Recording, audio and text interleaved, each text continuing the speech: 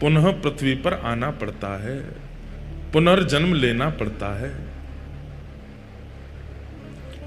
हम पुण्य के आदि नहीं हैं, क्योंकि हम आध्यात्मिक नहीं हैं। हम आध्यात्मिक होते होते अब भक्त बन चुके हैं। आध्यात्मिक क्या होता है? आध्यात्मिक मतलब अभी स्कूल कॉलेज का बच्चा है, और स्कूल कॉलेज में पढ़ी गई पढ़ाई से जब वो कुछ बन जाता है तब वो भक्त कहलाता है। और वो इंजीनियर कहलावे, डॉक्टर कहलावे, चार्टर्ड अकाउंटेंट कहलावे, कुछ भी कहलावे, वो विद्यालय से पढ़ करके जब कुछ बन जाता है तब एक स्थिति को प्राप्त होता है। भक्त स्थिति का नाम है। भक्त उस स्थिति का नाम है जो विद्यालय में और कॉलेज में पढ़ने के बाद व्यक्ति बनता है। हम भक्त हैं, हम अभी स्टूडेंट नहीं हैं।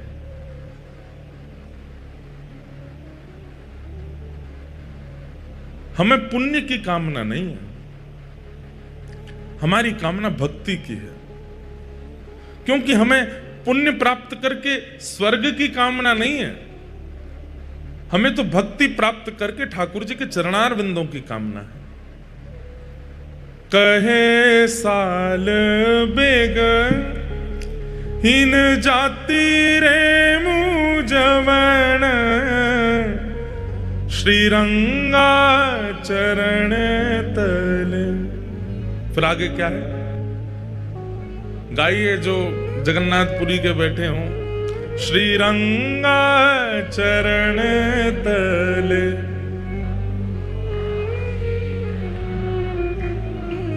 आहे नील शैल प्रबल मत वारण, प्रबल मत वारण, मुआरत नलनी बनकु कर दलन, आहे नील शैल। सालबेग एक मुस्लिम परिवार में जन्मे बालक, जिनकी मां तो ब्राह्मणी थी लेकिन पिता कालबेग, जिनके कारण वह भी सालबेग हुए। वह भी इस बात को जानते हैं कि मुझे श्रीरंग यानी कि श्री जगन्नाथ जी से पुण्य की कामना नहीं करनी है। श्रीरंगा चरण तले, और ये चरणों की प्राप्ति आध्यात्मिक व्यक्ति नहीं करता, भक्त व्यक्ति करता है। उसे पुण्यों से मिलने वाली सुख की इच्छा नहीं है। सालबेग की स्तुति में जितने भी प्रकरण सालबेग कहते हैं, उन समस्त प्रकरणों में भैया बैठन दो, बैठ जाओ, बैठ जाओ, विराज जाओ। अब बैठ गए तो बैठन दो, जहां जिसको जगह मिल जाए बैठ जाओ, कथा सुनन दो सबको। क्या बता रहा था मैं? सालबेग जी की स्तुति अगर आप सुनेंगे, अभी अभी सुन ही रहे थे, एक बहन नृत्य कर रही थी, कितना बढ़िया, ठाकुर जी के सब रूपों का उसमें भाव बता रहे थे। हमें यह स्तुति बहुत पहले से ही प्रिय लगती है, और आज भी सालबेग जी की समाधि है। श्री जगन्नाथ मंदिर से जब आप गुंडीचा के लिए प्रस्थान करेंगे, गुंडीचा उसको बड़ दंड कहते हैं, बड़ा रास्ता जहां से रथ यात्रा होती है, वहीं पर ही थोड़ी आगे जाकर के मंदिर से गुंडीचा की ओर सीधे हाथ की तरफ देखते चलोगे तो आपको सालबेग जी की समाधि दिखेगी। आज भी महाप्रभु जगन्नाथ जी का रथ वहां रुकता है और सालबेग जी का स्मरण करते हैं। एक बात तो माननी पड़ेगी आपको, प्रेम निभाना कोई ठाकुर जी से सीखे। भैया 10 साल प्रेम निभा लेते हैं लोग, 50 साल प्रेम निभा लेते हैं लोग, 50 तो कोई नहीं निभा पाता। आज की डेट में ज्यादा से ज्यादा प्रेम का निर्वहन व्यक्ति 25 साल भी कर ले तो बहुत बड़ी बात। उसके बाद तो दोनों सहन करते हैं बस एक दूसरे को, प्रेम निभाते नहीं है। उसके बाद तो केवल सहा जाता है, बस ठीक है अब क्या करें, अब निभाना ही है। बुरा नहीं मानिएगा, कई लोगों का प्रेम होता भी है, लेकिन ठाकुर जी जैसा प्रेम कोई नहीं निभा सकता। श्री जयदेव महाप्रभु को महाकाव्य गीत गोविंद लिखे हुए 1000 वर्ष से ऊपर हो गया है। 1000 वर्ष से ठाकुर जी गीत गोविंद को नित्य लपेट करके सोते हैं। इतना बड़ा प्रेमी कोई होगा संसार में? आज भी जयदेव महाप्रभु के द्वारा प्रस्तुत किया गया गीत गोविंद महाप्रभु जी धारण करते हैं। हम लोग कैसे हैं? हमारा प्रेमी जो प्रेम प्रस्तुत कर रहा है, यदि वो रोज एक जैसा प्रेम प्रस्तुत करे तो कल को हमारे मन में आ जाएगा कि भाई तुम कुछ सीखो। वो लोग देखो वो अपनी पत्नी को क्या क्या नया देते हैं, या उनकी पत्नी देखो रोज अपने पति को नया नया भोजन बनाती है, खिलाती है। हमारा प्रेम 2 मिनट में आकलन करने लगता है कौन श्रेष्ठ कौन अश्रेष्ठ। लेकिन दुनिया के लोग आए, दुनिया के लोग गागा करके चले गए, लेकिन महाप्रभु जगन्नाथ जी को आज भी 1000 वर्ष पुराना गीत गोविंद ही प्रिय है। आज भी उस गीत गोविंद को हृदय से लगाते हैं। आप कोई नया भाव गाओगे तो महाप्रभु जी कहेंगे अच्छा है, मुझे ये भी प्रिय है। साल्विक की स्तुति प्रिय है ठाकुर जी को। बलराम दास नाम के एक सखा हुए जगन्नाथ जी के, वो भी बहुत नए नए पद गाते थे, सब प्रिय है। लेकिन महाप्रभु जगन्नाथ जी गीत गोविंद को हृदय से लगा करके रखते हैं। तुम भले ही कितना भी नया प्रस्तुत करो, पर मुझे आज भी 1000 वर्ष पुराना गीत गोविंद जो कि जयदेव महाप्रभु ने, मुझे बहुत प्रिय है।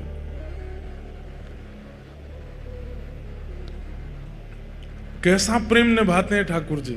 1000 साल से वही एक गीत गोविंद ठाकुर जी को अति प्रिय है। ऐसा निभाने वाला कोई है? श्री साल्वेग जी को भी इतने ही वर्ष हो गए होंगे और ज्यादा हो गए होंगे। आज भी महाप्रभु जगन्नाथ जी रथ रोकते हैं वहां पर।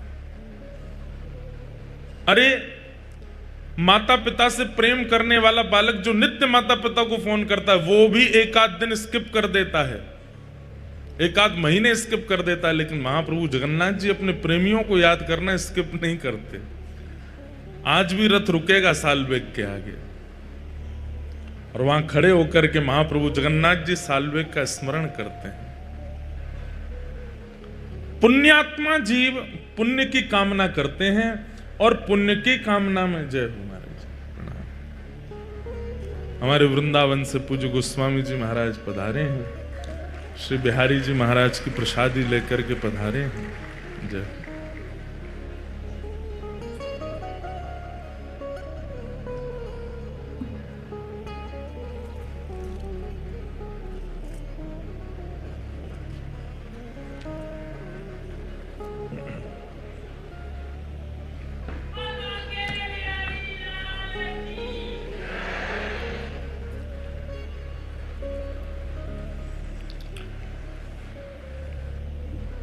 तो आज भी ठाकुर जी अपने भक्तों का स्मरण करते हैं। पुण्यात्माओं का स्मरण ठाकुर जी नहीं करते। जो पुण्य की कामना से अपना संपूर्ण जीवन और संपूर्ण भक्ति भाव का व्यय करते हैं, ठाकुर जी कहते हैं तुम्हारे पुण्य के बदले तुमको स्वर्ग मिल ही रहा है, तुमको सुख समृद्धि मिल ही रही है, इसमें राजी रहो। लेकिन जो भक्त भक्ति की कामना करते हैं उन्हें पुण्य नहीं मिलता, उन्हें ज्यादा सुख समृद्धि की कामना भी नहीं होती। वो कष्ट में रहकर के ठाकुर जी का नाम भज लेते हैं। श्री नामाचार्य हरिदास ठाकुर, ध्यान से सुनिएगा, स्वामी श्री हरिदास जी महाराज जिन्होंने श्री कुंज बिहारी लाल जी को प्रकट करके हम सबको दर्शन का सौभाग्य प्राप्त किया, ऐसे ही एक श्री गौड़िया वैष्णव परंपरा के एक आचार्य चरण हुए जिनका नाम था नामाचार्य हरिदास ठाकुर। उनको नाम आचार्य कहा जाता, तो ऐसा नाम गाते थे कि उनका नाम सुनकर के जीव परिवर्तित हो जाते थे। और आश्चर्य की बात, जैसे साल्वेग अपने पूर्व भाव से मुस्लिम हैं, ऐसे ही श्री हरदास ठाकुर भी पहले एक यवन कुल में जन्मे, लेकिन उन पर नाम का ऐसी कृपा हुई, ऐसा प्रभाव हुआ कि नाम का स्मरण करते करते उन्होंने कितनों का आचरण, कितनों का उद्धार कर दिया। तो उनके विषय में एक कथा आती है कि एक मुस्लिम यवन राजा को पता चला कि हमारे कुल बिरादरी का ये बालक है और ये उनकी भाषा में हम लोगों को काफिर कह देते हैं, जब जिसका अर्थ अच्छा नहीं होता, उनकी भाषा में ये एक प्रकार से अशुभ शब्द है। और वो कहीं ना कहीं हरिनाम जपने वालों को, ठाकुर जी को भजने वालों को और गैर उनकी परंपरा का पालन करने वालों को वो इसी शब्द से बुलाते हैं। तो वो राजा जो था, यवन राजा, उसने कहा कि हमारी कुल बिरादरी का ये बालक और जो यवन होते हुए ये हरिनाम गाता है, काफिरों के भगवान का नाम गाता है। अपनी पूरी सेना से कहा कि उसको कैसे भी परिवर्तित करो। खूब लोभ दिए लेकिन हरिदास ठाकुर ने नाम नहीं छोड़ा। तो फिर राजा ने कहा कि एक काम करो, इनको सूली पर चढ़ा दो। ध्यान से सुनिएगा। तो फिर किसी ने कहा कि सूली पर चढ़ाने पर तो बड़ी आसान मृत्यु हो जाएगी, लटकेगा, मर जाएगा। ऐसे अपने कुल बिरादरी का त्याग करने वाले, काफिर बन जाने वाले को तो बहुत दर्दनाक मृत्यु देनी चाहिए। तो बोले क्या दें? बोले बाजार में घुमा घुमा के, हाथ पैरों में हथकड़ी बेड़ियां बांध के, और लोहे की जो क्या बोलते हैं उसको, जो मारते हैं, क्या बोलते हैं, क्या बोलते हैं,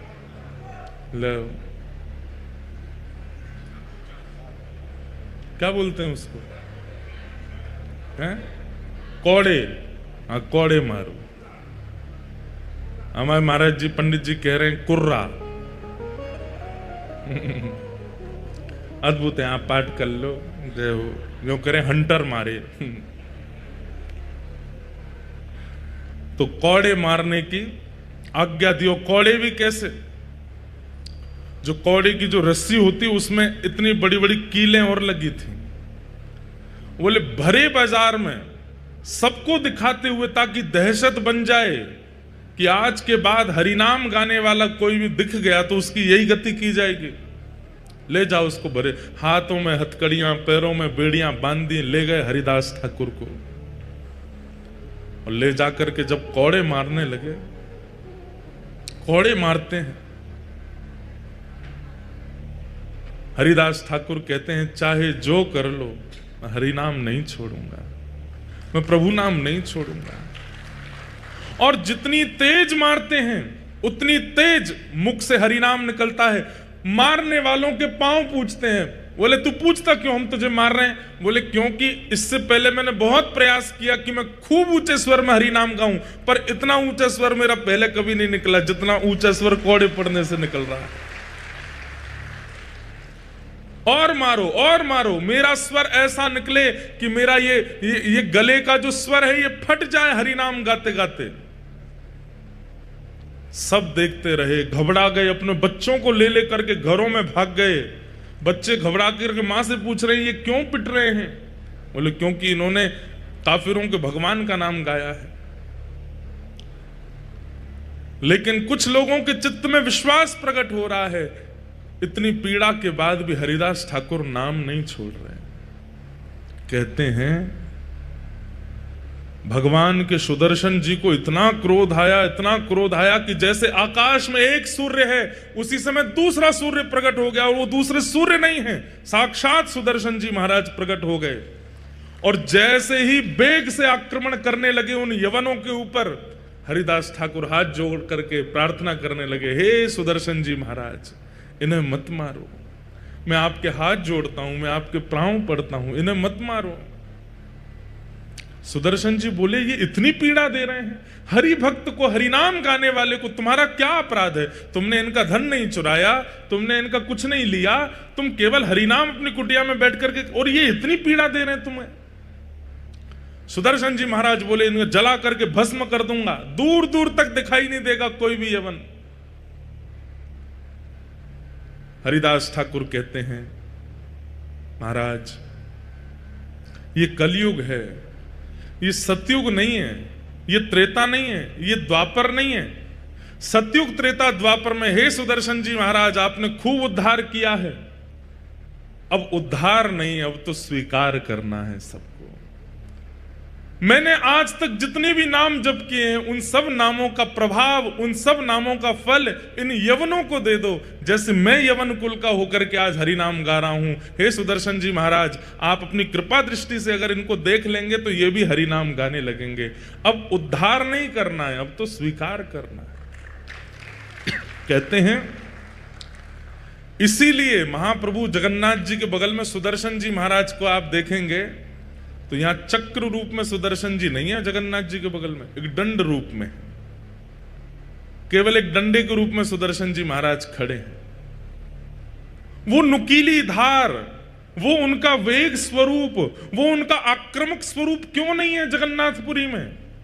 ऊपर नील चक्र विराजमान है, लेकिन महाप्रभु जगन्नाथ जी के बगल में आयुध रूप में, जहां आयुध रूप में चक्र रूप होना चाहिए था, वहां पर डंडे के रूप में खड़े हैं, बिल्कुल नुकीले नहीं हैं। क्यों? क्योंकि ये कलयुग है, यहां उद्धार नहीं, यहां स्वीकार करना है। चाहे कितना भी पापी हो, कितना भी कठोर पाप कर्म करने वाला हो, महाप्रभु जगन्नाथ जी ने आज्ञा दी है सुदर्शन जी को कि यहां मारना नहीं है, यहां पर तारना है, स्वीकार करना है। ऐसे नामाचार्य श्री हरिदास ठाकुर कहते हैं कि एक बार उनके, वे भी जगन्नाथपुरी आए थे, श्री चैतन्य महाप्रभु के साथ में यहां विराजमान रहे, खूब ठाकुर जी का, श्री जगन्नाथ महाप्रभु का खूब नाम गाया। उनके ऊपर कलंक लगाने के लिए, अब ये मारपीट से नहीं नाम छोड़ रहे थे तो फिर दूसरा उपाय अपनाया। क्या उपाय अपनाया? जिस कुटिया में बैठ करके भजन करते थे वहां पर एक वैश्या भेज दी, और वैश्या से पहले से ही कहकर के भेजा कि तुम जाकर के इन हरिदास ठाकुर के साथ में ऐसा व्यवहार करना, ये जैसे तुम्हारा स्पर्श करें जोर जोर से चिल्लाना, हम सब लोग तुरंत वहां आ जाएंगे और इनका दुर्प्रचार कर देंगे पूरे नगर में। तो दुर्प्रचार होने के कारण ये भीड़ जो लगती है इनके पास में, ये भीड़ खत्म होगी और लोगों नाम वाप जपना बंद कर देंगे। तो वैश्या वो बोली ये तो मेरे बाएं हाथ का खेल है। कितनी आयु है इनकी? बोले 25-26 साल के हैं। बोले अभी जाती हूं। वैश्या आई और आकर के जैसे ही हरिदास ठाकुर को प्रणाम किया, प्रणाम करके कहा इतने युवा हो आप, कैसा आपका यौवन है, कैसा आपका स्वरूप है, और इस स्वरूप में, इस युवा अवस्था में आप ये सब क्या नाम में जप में लग गए हो? छोड़िए ना, मेरे साथ बैठिए, थोड़ी वार्ता कीजिए, थोड़ा आनंद करते हैं। नामाचार्य श्री हरिदास ठाकुर बोले देवी आप जो चाहती हैं मैं सब पूर्ण करूंगा, आपकी जो मनवांछित इच्छा है जैसा कहोगे वैसा ही करूंगा, पर मेरा नियम है मैं रोज 3 लाख नाम जपता हूं, वो हो जाए पूरे, उसके बाद फिर तुम्हारी बात मानूंगा। अच्छा रोज 3 लाख जपते हो? बोले हाँ। अभी कितने बच्चे हैं? बोले अभी जैसे पूरा होगा मैं बताऊंगा। तुम अच्छा तुम कहां जाओगे? बैठी रहो यहीं पे। उसको भी बैठा लिया और नाम जप में लग गए, हरे कृष्ण कृष्ण कृष्ण हरे हरे, हरे राम राम राम हरे हरे।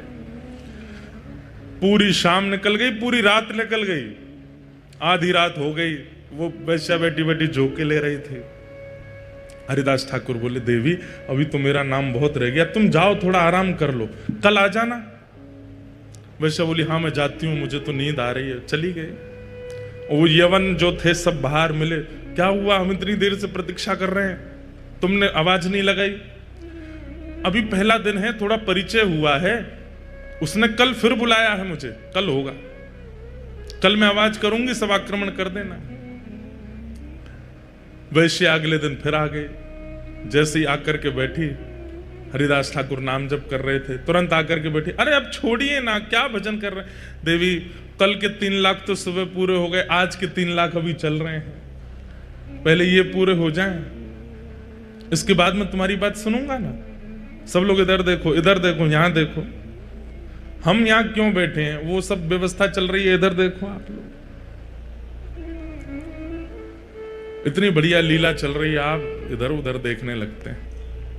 एक हरिदास ठाकुर हैं, वैश्या सामने बैठी है, वो नाम नहीं छोड़ रहे, यहां झूला आ गया, आप उधर देखने लगते हो, अपने ही व्यवहार पे ताली भी बजा रहे हो।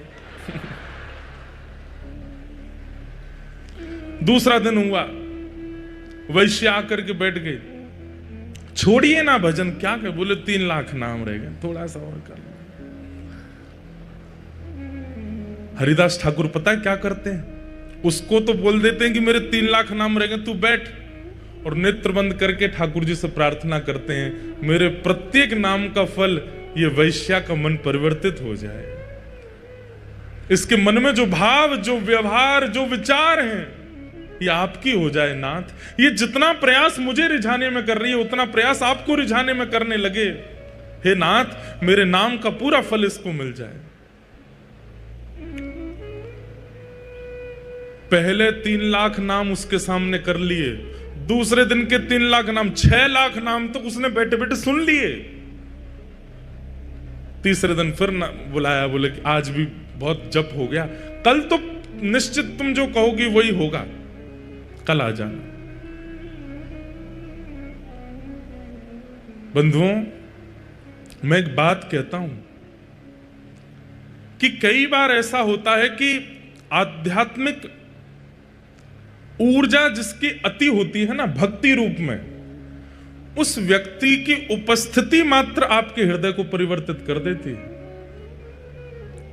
6 लाख नाम सुनने के बाद में उस वैश्या की स्थिति ये हो गई कि उसे अपने पूर्व के किए हुए जो पाप नहीं लगते थे, वो पाप लगने लगे।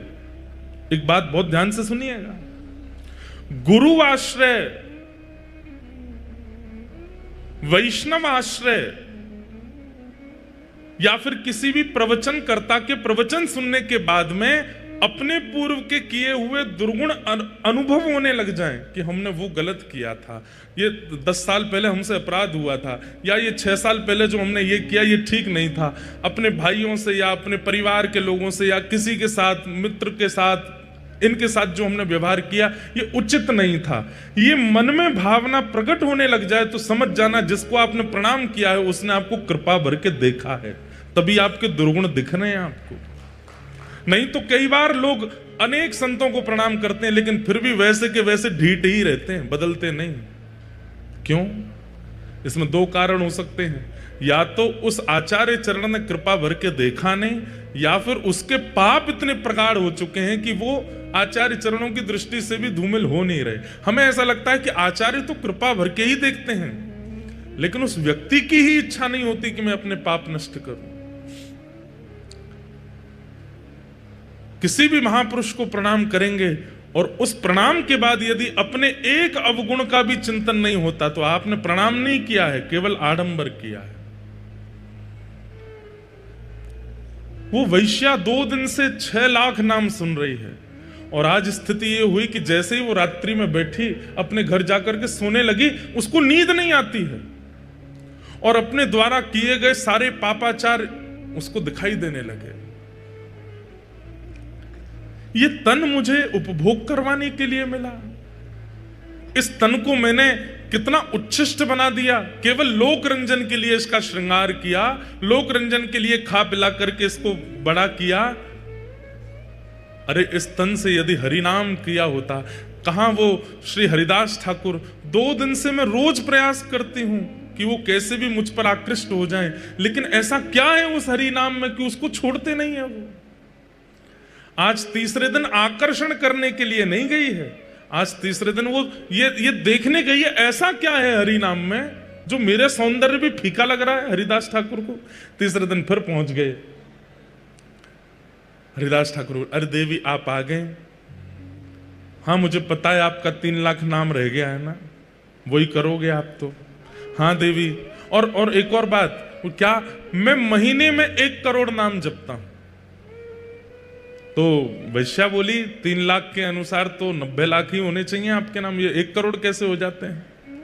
बोले क्योंकि महीने के विश्राम दिनों में 3 लाख में मैं कुछ बढ़ोतरी करता हूं, थोड़े जोड़ के करता हूं ताकि महीने के विश्राम तक 1 करोड़ पूरे हो जाएं। जैसे एक व्यापारी व्यक्ति हर महीने के अंत में कितना प्रॉफिट हुआ गिनाई करता है, ऐसे ही हम नाम निष्ठ जो होते हैं ना, महीने के अंत में पूरे महीने का नाम इकट्ठा देखते हैं कितना जपा, 1 करोड़ अगर नहीं होता तो फिर 2-3 दिन अंतिम दिन के जो होते हैं उसमें हमें ज्यादा मेहनत करनी पड़ती है ताकि 1 करोड़ हो जाए। ये सब बातें वो बैठ करके सुन रही है, कह रही है ऐसा क्या है इस नाम में। हरिदास ठाकुर बोले अच्छा बैठो तुम भी करो। और जैसे ही उसने हरि नाम गाना शुरू किया, नेत्रों से अविरल अश्रुधार गिरने लगे, रोम रोम कंपायमान होने लगा, अपने सारे पाप उसको दृष्टिगोचर होने लगे। अब तो उसे ये चिंता होने लगी कि मेरा उद्धार कैसे होगा। मैं इतनी पाप कर्म कर चुकी हूं, कितने महात्माओं को बर्बाद कर चुकी हूं, कितने लोगों के घर उजाड़ चुकी हूं, अपने इस तन को मैंने कितनों को बेच दिया, अब मेरा उद्धार कैसे होगा। चरण पकड़ लिए हरिदास ठाकुर के, बोले मुझ पर कृपा करो। अब मैं आपसे केवल एक ही कामना करती हूं कि नाथ आप कृपा भर के मुझे देखो ताकि मेरा उद्धार हो। हरिदास ठाकुर कहते हैं व्यक्ति को जब अपने पूर्व के किए गए कर्म उनके प्रति आत्मग्लानि प्रकट हो जाती है और उस आत्मग्लानि के कारण अपने जीवन को परिवर्तन करने की इच्छा प्रकट हो जाती है, व्यक्ति का उद्धार तो तभी हो जाता है। समझ में आई बात। हम अपने अवगुणों को खुद से ही छुपाते हैं, गलत क्रियाएं करने के बाद खुद ही भूल जाते हैं, लेकिन जिस दिन हमें अपने कृत्य का अनुभव होता है और अनुभव करके हम स्वयं ही चिंतन करते हैं कि ये गलत था, वास्तव में मानिए कि उसी दिन ठाकुर जी की कृपा हुई है कि आपके मन में चिंता प्रकट हुई कि ये गलत था, इसका सुधार करना पड़ेगा।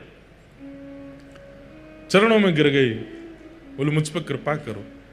हरिदास ठाकुर बोले देवी अब जो मेरी निष्ठा है वो तुम धारण करो, मैं अब कहीं और जाकर के भजन करूंगा। इस कुटिया में मैंने लाखों करोड़ों नाम जप किए हैं, अब तुम इस कुटिया में रहो और यहां रह करके नाम जप करो। हरिदास ठाकुर वो कुटिया, अपने भजन की कुटिया उस वैश्या को दे दी और वहां बैठ करके वो वैश्या ऐसा नाम करने लगी, ऐसा नाम करने लगी, जिस वैश्या का मुख देख करके संत जन मुंह फेर लेते थे और सोचते थे कहीं हमारे पाप नष्ट नहीं हो जाए।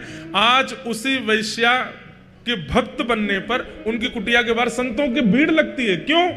बोले वो दिन में एक बार बाहर निकल के आती है और जब वो बाहर आती है उसका रूप देखते ही हमें साक्षात जगन्नाथ जी का अनुभव होने लग जाता है। बंधुओं, रूप सुंदर वो नहीं जिसकी सुंदरता देख करके लगे ये कितना सुंदर है, बल्कि रूप सुंदर वो कि जिसकी सुंदरता देख करके नेत्रबंद हो जाए और मन में भाव आए कि ये इतना सुंदर है तो वृंदावन चंद कितने सुंदर होंगे। किसी का स्वर सुनकर के ये ना लगे कितना अच्छा गाता है, उसकी वाणी सुनकर के मन में भाव आने लगे कि ये इतना सुंदर गाता है तो श्री मदन मोहन कितना सुंदर गाते होंगे। किसी का श्रृंगार नृत्य देख करके लगे कितना बढ़िया नृत्य कर रहे हैं, लेकिन उस समय मन में ये भाव आवे कि जब रास क्रीड़ा में श्री ठाकुर जी त्रिभंग लली बन करके आते होंगे, जिनके नृत्य पर सूर्य चंद्रमा भी वारे वारे जाते हैं, उनका नृत्य कितना सुंदर होगा। ऐसी स्थिति बनी। आज वही वैश्या जिसकी सुंदरता काम प्रकट करती थी, आज उसकी सुंदरता भक्ति प्रकट कर रही है। ये भजन का प्रभाव है, ये नाम का प्रभाव है।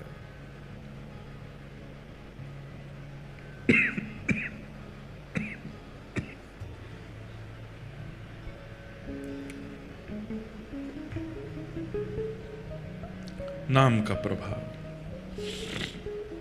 तो हम निवेदन कर रहे थे कि आध्यात्मिक बनना एक बात है, पुण्यात्मा बनना एक बात है और भक्त बनना विशेष बात है। कथा का उद्देश्य, महाप्रसाद सेवन का उद्देश्य, आप लोग पुण्य अर्जन करना मत रखो। तीर्थ यात्रा का उद्देश्य, समुद्र स्नान का उद्देश्य, उसके प्रति पुण्य की भावना मत रखो, भक्ति की भावना रखो, भक्ति की इच्छा रखो। अहम भक्त पराधीन, स्वयं भगवान श्री जगन्नाथ कहते हैं कि मैं अपने भक्त के पराधीन हूं, पूरा विश्व मेरे पराधीन है। पर मैं अपने भक्त के पराधीन। ऐसे नामनिष्ठ बनिए। आज सुबह प्रभात फेरी का क्रम हुआ, कल से ही क्रम चल रहे हैं। कल संध्या में महाप्रभु जगन्नाथ जी को व्यासपीठ और श्रोताओं की ओर से ध्वजा जी का भाव प्रस्तुत किया। कितना आनंद आया। महाप्रभु जगन्नाथ जी ध्वजा धारण करते हैं। आपको पता है ध्वजा पे सूर्य चंद्र बने हैं महाप्रभु जी के। हमारे जीयर स्वामी मठ वाले पूज्य महाराज जी से एक बार हमने पूछी कि महाराज जी ध्वजा क्यों है और ध्वजा में सूर्य चंद्र क्यों है? तो महाराज जी ने बहुत सुंदर उत्तर दिया कि सूर्य चंद्र भगवान के नेत्र हैं, तो ध्वजा में सूर्य चंद्र विराजमान होकर के ठाकुर जी पूरी तरफ अपनी दृष्टि घुमाते रहते हैं, देखते रहते हैं। कोई कष्ट में तो नहीं, कोई दुखी तो नहीं, कोई पीड़ित तो नहीं। तो श्री ध्वजा जी क्या है? ध्वजा जी में जो सूर्य चंद्र है भगवान के नेत्र हैं, ठाकुर जी पूरे श्री क्षेत्र को ध्वजा जी से देखते रहते हैं। एक प्रकार से सीसीटीवी कैमरा लग रहा। आप कैमरे की निगरानी में हो, कुछ भी करने से पहले सोच लेना। अच्छा, महाप्रभु जगन्नाथ जी की ध्वजा ऐसी है कि आप श्री क्षेत्र किसी कोने में चले जाओ, वो बात अलग है कि गली मोहल्ला में बिल्डिंग इतनी ऊंची है, लेकिन कहीं भी छत पर खड़े हो जाओ आपको ध्वजा जी दिख जाएंगे। इसका मतलब क्या है? आपको ध्वजा जी नहीं दिख रही है, महाप्रभु जगन्नाथ जी को आप दिख रहे हो। वो सब जगह देखते रहते हैं। तो ध्वजा जी का एक भाव। दूसरा भाव निर्भयता। ध्वजा जब रोहण होती है, जब फहराती है, तो जहां तक वो दिख रही हैं, इसका मतलब वहां तक महाप्रभु जगन्नाथ जी का क्षेत्र है, वहां तक जगन्नाथ जी की छत्र छाया है। उतने क्षेत्र में किसी को भयभीत होने की आवश्यकता नहीं है। महाप्रभु जगन्नाथ जी हैं।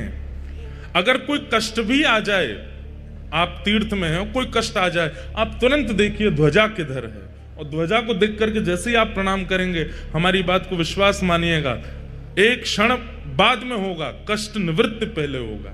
ध्वजा जी की ये महिमा है। वो ठाकुर जी का हस्तकमल है, छत्र छाया है। ठाकुर जी दूर दूर तक अपने ध्वजा के द्वारा अपना हस्तकमल, अपनी छाया बना करके रखते हैं। कल हमें बता रहे थे, बोले पहले तो महाराज जी इतनी बड़ी ध्वजा थी कि जो ध्वजा जी का अंतिम छोर है वो समुद्र का स्पर्श करते थे। इतनी बड़ी ध्वजा जी।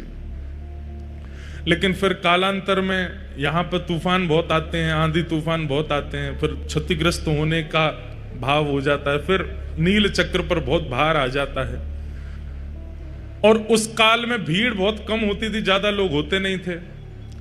ऐसा कहते हैं कि राजा रानी ध्वजा जी स्पर्श करके समुद्र में गोते लगाते थे। इतनी ऊंची, इतनी लंबी ध्वजा।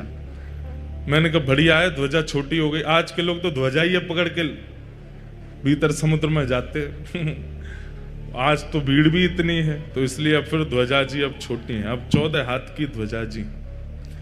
लेकिन हमारे पूज्य जीएस स्वामी मठ वाले महाराज जी ने एक बड़ी विनोद की बात बताई, बड़े आनंद की बात।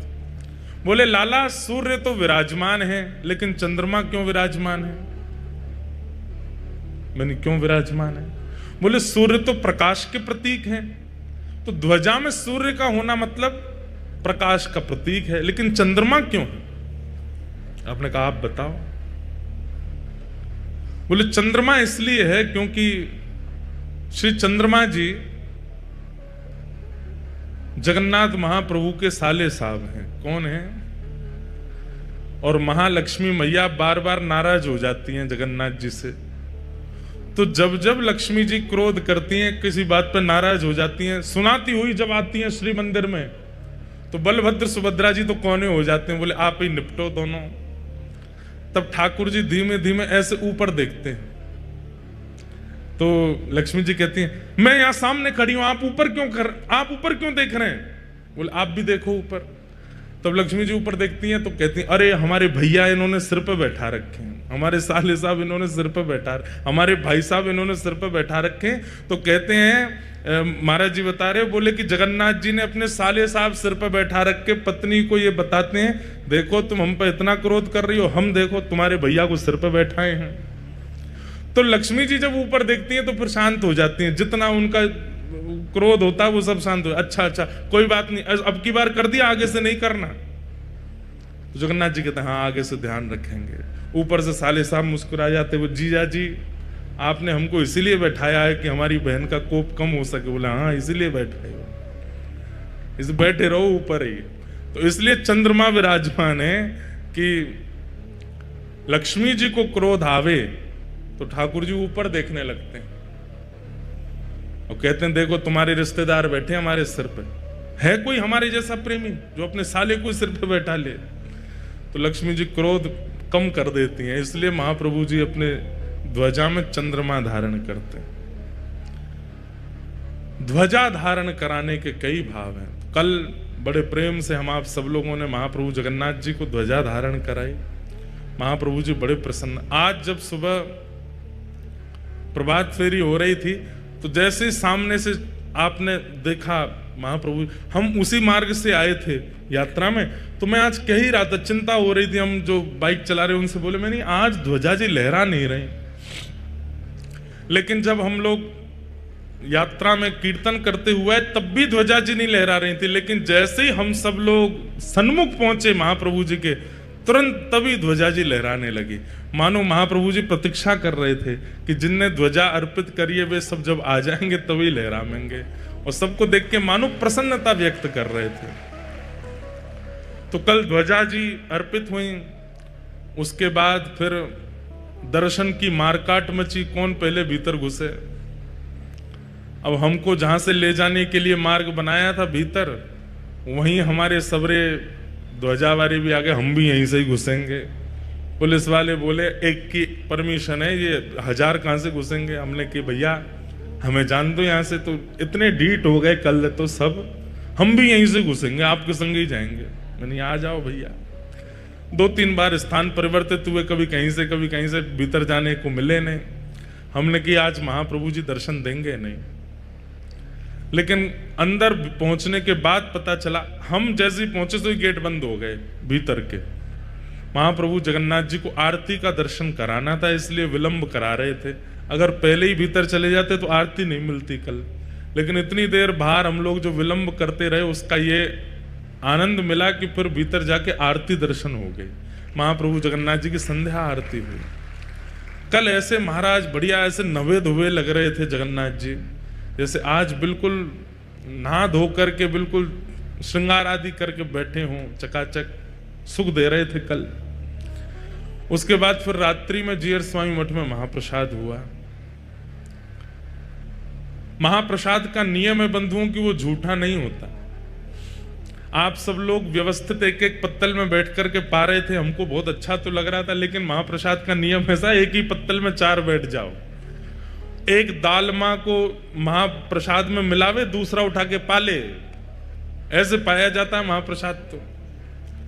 और ये सुख यही बाकी और कहीं भी आप पाएंगे तो वहां आपको बड़ी मर्यादा से ही पाना पड़ेगा। झूठा नहीं उठा सकते, हाथ आपको कहीं भी नहीं लगा सकते, उस स्पर्श का भाव है, सब चीज अपरस में रहनी पड़ती है, प्रसाद एक ही हाथ से पाना पड़ता है सब कुछ। पर यहाँ जगन्नाथपुरी का नियम है, एक तो आसन पे नहीं बैठना है, दूसरा नीचे बैठ करके पाना है, और तीसरा कोई लगा करके सामने दे दे तो बात अच्छी नहीं, तो जो पा रहा है उसके बगल में बैठ के, भले ही वो अपरिचित है, आप पा सकते हैं। हम जब कल घूम रहे थे वहां 1-2 बार मन तो हुआ एक आध अम्मा के सामने बैठ के हम भी पालें, पर मैंने कही फिर सबके यहाँ पाना पड़ जाएगा। सब यूँ कहेंगे अम्मा से भी पाओ, इसमें से भी पा के जाओ, और फिर पेट तो न ही है। लेकिन फिर जब हम लोग प्रसाद पाने बैठे सब संग में बैठ गए, किसी की दालमा उठा लें, किसी का भात उठा लें, किसी की खाजा उठा लें। ये महाप्रसाद ऐसी पाते। महाप्रसाद कभी अशुद्ध नहीं होता, महाप्रसाद कभी झूठा नहीं होता, इसलिए वो महाप्रसाद है। एकमात्र जगन्नाथपुरी का ऐसा प्रसाद है जो ठाकुर जी के सन्मुख से लेकर के भक्तजनों के पेट तक पवित्र ही रहता है।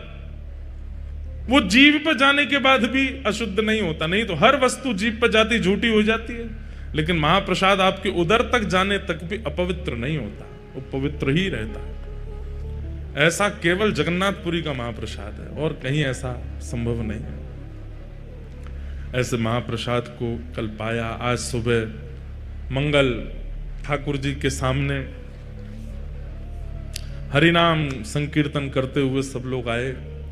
जगन्नाथपुरी में तो बिना मेहनत किए पसीना आ जाता है। महाप्रभु जगन्नाथ जी ने ऐसा मौसम यहाँ प्रकट कर रखा है कि कोई व्यक्ति कुछ ना करे, केवल बैठ जाए, चलने लग जाए तो ही उसके सबरे रोमकूप जो हैं खुल जाते हैं, एक एक रोम से। और ये जो पसीना आता है ना, इसमें बड़ी कमजोरी आती है, लेकिन ऐसे में भी कोई नृत्य करे, कोई गावे, तो सोचो उसकी ऊर्जा कितनी होगी। हमारे दिव्यदास भैया तो फिर भी इतना लंबा चौड़ा गाते हुए आए, नृत्य कर रहे थे।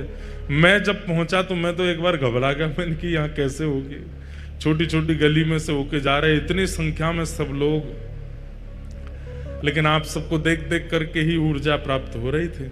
खूब आनंद हुआ। महाप्रभु जगन्नाथ जी के सन्मुख पहुंच करके ऐसा लग रहा था जैसे महाप्रभु चैतन्य और साथ में उनके समस्त भक्त मंडली मिलकर के उन्माद कीर्तन कर रही है और महाप्रभु जगन्नाथ जी उसे श्रवण कर रहे हैं। खूब आनंद हुआ। आज कथा का चतुर्थ दिवस है और आज ठाकुर जी का जन्मोत्सव यहाँ होना है। हम लोग अब क्रम पूर्ण कर लें और ठाकुर जी का जन्मोत्सव प्रेम और भाव से आज जगन्नाथपुरी में मनाएंगे। संध्या में कोई विशेष क्रम आज भी नहीं है, क्योंकि सुबह नगर कीर्तन हुआ, अब कथा है, फिर कथा में उत्सव भी है, उत्सव में भी थोड़ा विलंब होगा। तो आप सब लोग बस महाप्रभु जगन्नाथ जी का दर्शन मात्र कर लीजिएगा। कल कुछ ना कुछ क्रम बनाएंगे, कहीं ना कहीं चलेंगे कथा के बाद में और फिर वहां दर्शन का क्रम रहेगा। एक और सूचना दे दें, आज 20 तारीख है, कल 21 तारीख है, कल श्राद्ध पक्ष का अंतिम दिन है। कल बंधुओं निश्चित ही आप सब लोग अपने अपने पूर्वजों का स्मरण करके और श्री महाप्रसाद और दालमा का थोड़ा थोड़ा भाव लेकर के अपने पूर्वजों का स्मरण करके, और जैसे पिंड दान करते हैं वैसे ही महाप्रसाद का ही पिंड बना करके श्री जगन्नाथ जी के महोदधि में ही अर्पित कर देना। अपने पितरों का स्मरण करके कल श्री महोदधि स्नान कर लीजिएगा और कल श्री महोदधि सागर में ही पिंड अर्पित कर देना, ब्राह्मणों को दक्षिणा प्रदान कर देना। महाप्रसाद से यदि आपने अपने पितरों का स्मरण करके महोदधि में वह अर्पित कर दिया, आपके पितरों के आज तक जितने आपने श्राद्ध किए समस्त श्राद्धों का फल पूर्ण हो जाएगा। महाप्रसाद अर्पित कर दीजिए, आपके पितृ आनंदित हो जाएंगे, प्रसन्न हो जाएंगे, तृप्त हो जाएंगे, जितने भी पितृ दोष आदि हैं सब निवृत्त हो जाएगा। महाप्रसाद अर्पित कर दीजिएगा। कल विश्राम दिवस है श्राद्ध पक्ष का। कई बार ऐसा होता है कि आप जब रात्रि में सोते हैं तो आपको सर्प दर्शन होते हैं, सांप दिखते हैं। सांप दिखने के दो कारण हमारे वास्तु विशेषज्ञ और जो एस्ट्रोलॉजर होते हैं वो लोग बताते हैं। एक कारण तो ये बताते हैं कि धन प्राप्त होने वाला है, पर अगर पितृपक्ष में सर्प दर्शन होता है तो उसका एक यह भी संकेत माना जाता है कि आप शायद श्राद्ध अच्छे से कर नहीं रहे हैं, इसलिए पितृ आपको संकेत कर रहे हैं कि हमारा श्राद्ध अच्छे से कर दो। तो सर्पों के द्वारा वो यह दिखाते हैं। और भी उसमें कई क्रम है, पर मूलतः हमें यही पता है कि मानो पितृ ये आज्ञा कर रहे हैं कि थोड़ा श्राद्ध अच्छे से कर दो। तो उसके लिए अब तक तो जो हो गया सो, कल विश्राम है, तो कल महाप्रसाद को ही लेकर के आप महोदधि समुद्र नारायण भगवान में अर्पित कर देना और यहीं स्नान करके अपने पितरों को प्रणाम कर लीजिएगा। निश्चित ही महाप्रसाद का एक कण जीवितों को कल्याण कर देता है, तो जो मृतक हैं उन पर तो उद्धार कर ही देगा, सबका मंगल में होगा। फिर परसों नवरात्रि प्रारंभ हो रही हैं। 22 तारीख को सुबह कथा होगी और फिर संध्या काल में यहां पर गुरु दीक्षा का क्रम होगा। और कई बालक, कई लोग तो यहाँ इसीलिए आए कि हमें धाम में दीक्षा चाहिए। दीक्षा हम बहुत दिनों से गुरु पूर्णिमा के बाद दिल्ली में दी थी, उसके बाद तो अभी तक दे नहीं रहे हैं, पर 22 तारीख को यहाँ दीक्षा का क्रम होगा। जिनके चित्त में प्रगाढ़ इच्छा हो वही दीक्षा लीजिएगा। संध्या काल में दीक्षा का क्रम रखेंगे और जिनकी दीक्षा हो चुकी है वो लोग तो बैठ सकते हैं यहाँ पर जिनकी दीक्षा नहीं है या अन्य संप्रदाय में हैं वो संध्या काल में नहीं आइएगा, केवल जिनकी दीक्षा होगी वो आएंगे।